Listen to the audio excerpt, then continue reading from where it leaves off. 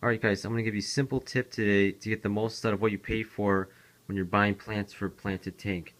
As you all know, I got all my plants from Aquatic Jungles, supporting Dustin from Dustin's Fish Tanks. You can check out his YouTube channel. And if you look at one of my first Planted Tank Journal videos, you'll see I have nowhere near the number of plants I do currently in this tank due to this simple technique. And what I did was I just trimmed a lot. Pretty much every plant in here except the dwarf sage and the crypts and the moss. So I trimmed this Ludwigia pretty often, the Anacharis. I'll move the light here. All the Rotella, baby tears especially.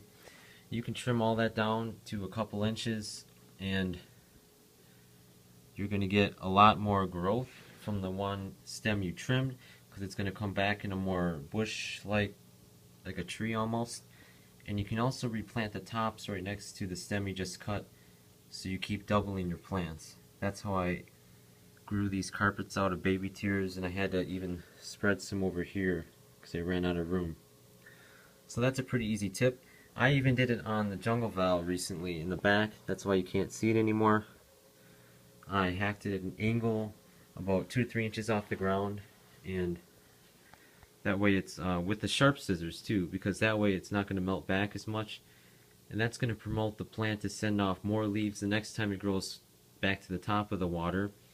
And it also is going to promote more runners to be sent off, which increases the number of plants. And these dwarf sage has sent off a bunch of runners.